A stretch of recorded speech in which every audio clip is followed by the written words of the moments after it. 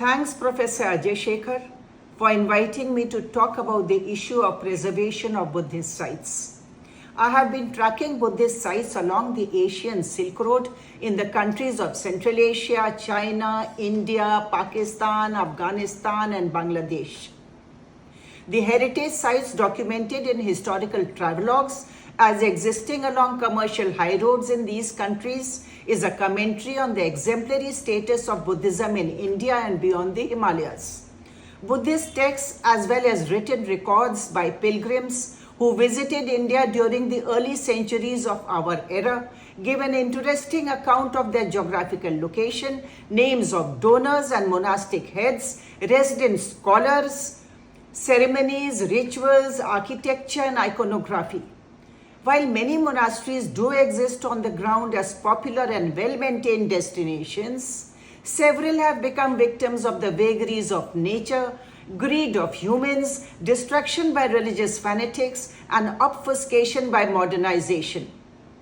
Apart from those that are listed under UNESCO or are on the tentative list and consequently favor tourist destinations, others face neglect by authorities, are encroached or plundered by the surrounding populace, destroyed during mining, their plight coming to light only to travelers who actually visit them. It was seen that barring a few important sites associated with the life of the Buddha, for example, Lumbini, Kapilvastu, Bodh Gaya, Sarnath, Kushinagar, and some rainy season retreats of the Buddha and his Sangha like Vaishali, Kaushambi, Shravasti, Rajgir, Nalanda, and maybe a few like the famous Adholok Mahachaitya of Sannati, Amravati Stupa, and Nagarjun Konda sites that are being looked after by the state departments. Others are in a storied state of preservation. A ground survey brought me face to face with a crucial aspect of the preservation that at many sites has sadly been overlooked. I have seen how sites have been encroached upon, diminished, obfuscated, vanished. And this must come as a warning for the management bodies of Buddhist heritage in India. The fate of the Bharut Stupa in Madhya Pradesh, which was robbed brick by brick, or of the Devni Mori site in Gujarat, now totally submerged by the Meshwar Dam, or the quietly vanishing stupa of Asandh in Haryana, and several plundered sites of the Krishna Valley in Telangana and Andhra Pradesh should not befall any heritage site in India. In Gujarat, the entire Buddhist settlement of Devni Mori, with its magnificent stupa, is submerged under the Meshwar Dam. I could see some antiquities at the MS University of Baroda, but not the reliquary, as it was locked. I was reminded of the Nagarjun Sagar Dam in Andhra Pradesh, where the ancient Buddhist site and 22 other sites were submerged when the dam came up. The monastery and stupa of Nagarjun Konda was, however, relocated on an island. At Bharhut in Madhya Pradesh, the giant stupa became a victim of people's greed. The stupa has been demolished and people took away the bricks and stones to build their houses. The monument, which was built as an offering to the Buddha, was pulled down to build other structures. The salvaged portion of the decorated stone railings are now displayed at the Allahabad Museum, the National Museum of Delhi, and the Indian Museum at Kolkata, where an entire hall has been dedicated to Bharhut. Many sites in Gujarat, Uttar Pradesh, and Haryana are surrounded by very congested abadis, where the people are using the site as night shelters and recreational ground. The Buddha caves of Khapra Khodia in Girnar lies adjacent to a basti and used as an open defecation ground and also as night shelter by vagabonds and robbers. A plethora of temples, monasteries, eateries, shops, guest houses, and residential colonies have surrounded important sites such as Kushinagar, Sarnath, Bodh Gaya. At Kushinagar, a residential colony has come up right across the road from Mukut Bandhana Chaitya and Mahaparnirvan site, increasing vehicular traffic and pollution. In Haryana, the 3rd century BC stupa of Chaneti in Jagadhri lies within a sprawling abadi.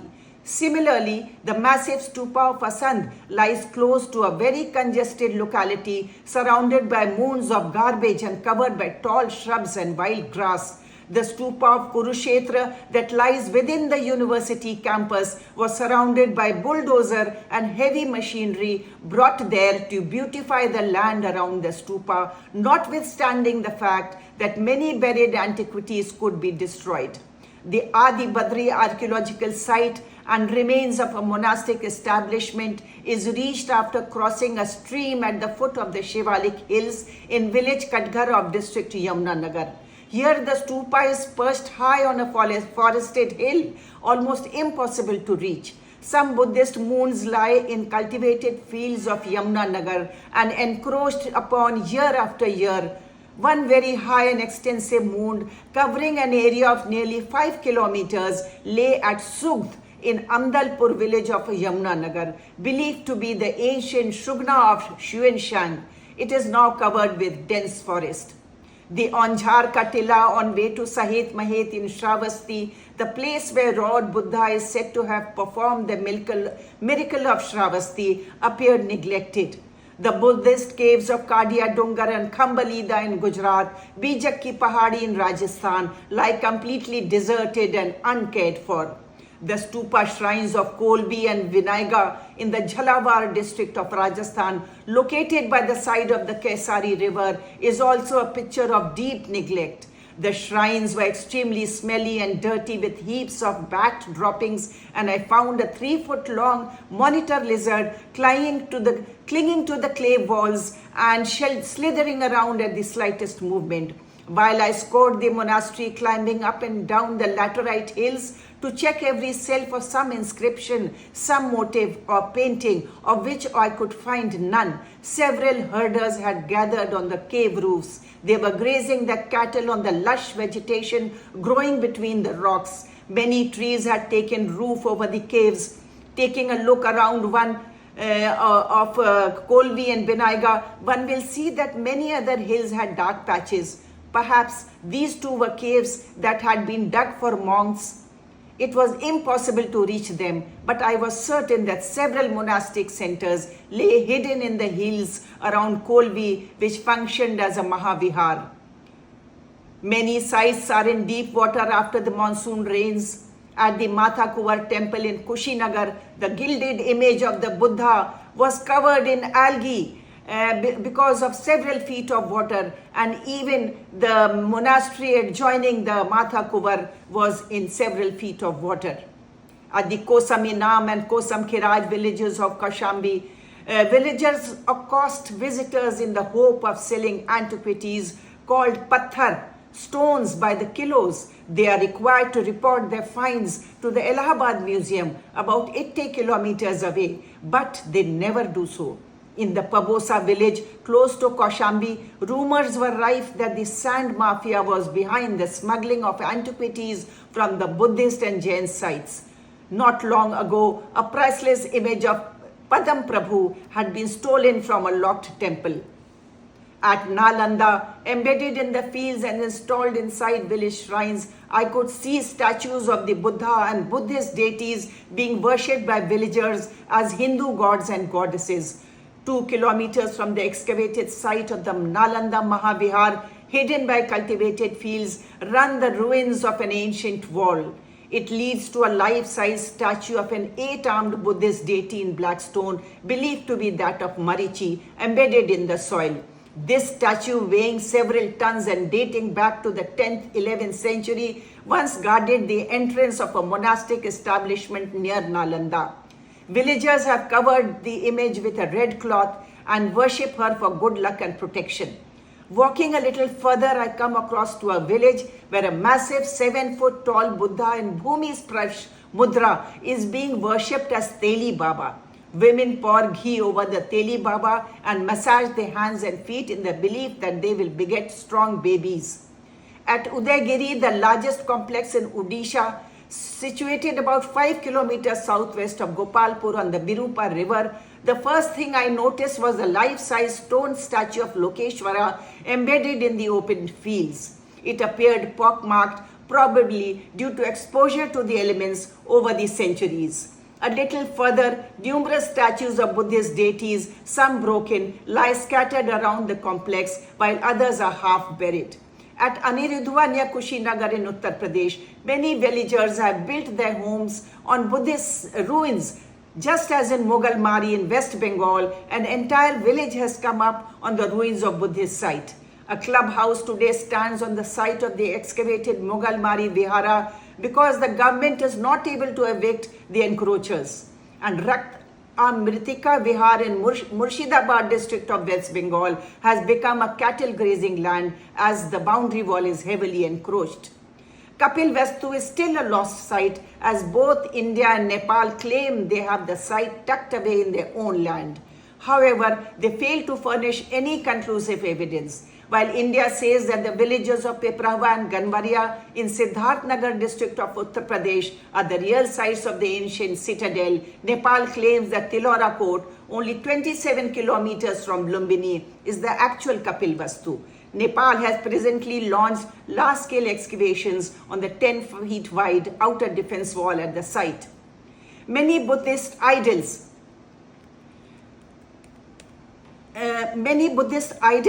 have been camouflaged as in the Taranga Hills in the Mehsana district of Gujarat and are being worshipped as Hindu deities. At Jogidani Gufa, large marble eyes have been embedded in the eye socket of 4 Buddha idols to make them appear like Shiva or Hanuman. As part of a daily ritual, the priest from a nearby Jain temple bathes them, rubs them thoroughly with vermilion and turmeric, and offers havan and puja. The idols that appear to be part of a larger composition has perhaps been brought from the Taranga Hills or from the Vadnagar Buddhist site. At the Taranga Mata temple in Taranga Hills, the central figure of goddess Tara is completely concealed under red cloth. Other idols have long ears, Ushnisha, and all Lakshanas of the Buddha. These have been hidden under garb and are being bathed and scrubbed every day instead of being sent to the museum. Outside the Sujata temple near Bodh Gaya, I found the mazar of a Sufi saint who lived on the moon and bathed in the nearby ancient tank, which still contains water. Another example of Muslim encroachment is from the Murshidabad district of Bengal, where I was on the lookout for a Buddhist structure beside the Vihara, the Rakshasi Danga or the Devil's Moon. The famous site is now renamed as Pirer Mazar, the mausoleum of a Sufi saint, or Kusher Badi, Kush Badi. At Rajgir, which was equally sacred to the Jains, I found 3 Jain temples on the Vaibhara hills, one of which is dedicated to Muni Suvrat.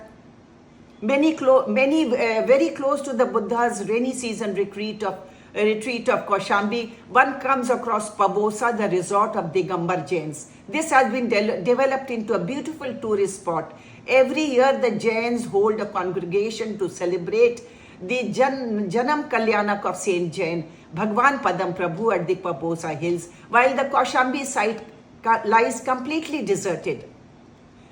About a site in South India, a look at the Buddhist antiquities found at various heritage sites of Karnataka, Kerala, Tamil Nadu, Andhra Pradesh, and Telangana inform us about the strong prevalence of Buddhism in South India during the first millennium CE. Ashokan rock inscription found in Karnataka show that the Mauryan Emperor Ashoka in 3rd century BC focused his missionary zeal in South India. To top it all, the first portrait of Ashoka too emerged at the Vihara cum Chaitya of Kanganhali at Sannati in Karnataka. It was called the Adhalok Mahachaitya. At Sannati, an important pillar inscription of Ashoka was carried away to be used in construction of the nearby Chandralamba temple. It was used as a stone pedestal for fixing the statue and was found after the temple of the goddess crumbled. Other Ashokan edicts have been said to be used in the flooring and foundation of the temple. Now the pillar inscription has been brought back to Sannati. Once both faces of the slab were inscribed, but with the installing of the image and use of water for Abhishek, the inscription on one face has been completely damaged. Apart from Karnataka, the verdant land of Kerala, Andhra Pradesh, Telangana, and Tamil Nadu, touching the surging coastline of the Arabian Sea and the Bay of Bengal, was once the land of numerous Buddhist establishments. Ria Alexander in South Indian Buddhist antiquities mentions the sites of the Krishna Valley. namely Ghantasala, Gudivada, Bhattiprola, Jagepeta, Guntapalli, Vidyadharpuram, Goli, and Karika Paddu. He informs that many sites in the valley have suffered at the hands of those who required material for the construction of roads or other such works. The great antiquity of the sites were no protection from pillaging. He informs that many sites in the valley have suffered at the hands and the great antiquity of the sites were no protection from the despoiling hands of villagers and building contractors who had no scruples in destroying the finest works of art to provide material for building and thus denuding them from everything valuable. In Telangana also lies the site of the 2nd century BC Fanigiri, just 3 hours away from Hyderabad, in a region where the granite hills were blasted during mining. Apart from this, the expansion of Hyderabad and the emergence of new highways leading to the development of many new industries in the region may also harm the site. At Amravati lies one of the largest stupas built in Buddhist India, but it is largely destroyed. Much of the stone having been used by local contractors during the 19th century. Only a few sculptures recovered during post-independence excavations are displayed at the site museum. The best pieces of sculptures are said to have been taken away to the British Museum, London, while some went to the museums in New York, Paris, and Germany. In Tamil Nadu, the holy cities of Kanchipuram, Kaveripatnam, Nagapattinam, and Madurai were major centers of Buddhism and were the site of several viharas. In the holy city of Kanchipuram, many Buddha images dating from the 5th to the 14th century AD have been recovered from various villages. The recovery of numerous lost villages and Dhamra Chakra pillars and snake deities are recovered from sacred tanks, rice fields, dense jungles of Kanchipuram bring to the fore the prevailing religious atmosphere of this southern region.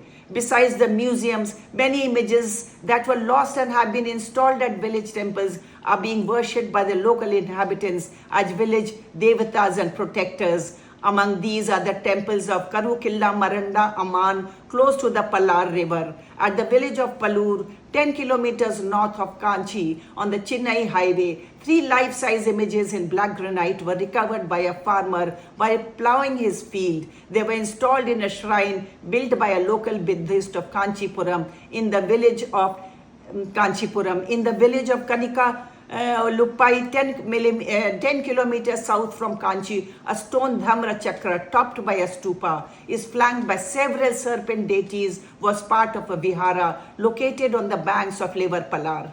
A remarkable 8 feet high image of the Buddha was recovered from the innermost premises of the Kamakshi Amman temple by T.A. Gopinath in 1915. The idol is now displayed at the Government Museum, Chennai. An interesting sight beholds one at the Shiva Kanchi police station, where a meditating Buddha sits under a canopy at the police gate. The sculpture, dated about the 11th century, was unearthed near the Ekambareswara temple. The Buddheri street is believed to have once been the site of a major Buddhist settlement having a shrine and an ancient pond. It was known as the Raja Vihara, located in the center of Buddha Kanchi. In a nearby lane inside the compound of the sub-area Mudaliar school lies a Buddha statue that was recovered from beneath a tree. Numerous villages of Kerala continue to reveal Buddha images, which now decorate museums, ancient Hindu temples, or road crossings, and are being re-worshipped by the populace. However, scholars believe that hundreds of Buddha images still lie buried or submerged in temple ponds, waiting to be recovered. Archaeologists discovered most of the Buddha images from the 3 districts of Alappuzha, Kollam, Kottayam, known as the Buddha land of Kuttanad. Dr. Ajay Shekhar, professor of English at SS University Kaladi, who has surveyed the status of Buddhism in Kerala, accompanied me on a trip to some of the coastal villages to see the resurrected and reinstalled Buddhas of Kerala, which were once recovered from fields and waterways and reinstalled in palaces and shrines to be worshipped once again. Mavillikara, Kayamkulam, Karumadi, Pattanam, etc. are examples of such chance recovery from the vicinity of Hindu temples. The Buddha images found in recent years in the Kollam, Ernakulam and Allappuzha districts testify to the prevalence of Buddhism in the state. In conclusion, it can be said that all Buddhist sites are national heritage, globally respected, and a source of world tourism. They must be demarcated, protected, and preserved, and freed of all kinds of encroachments by any sect or creed. Thank you.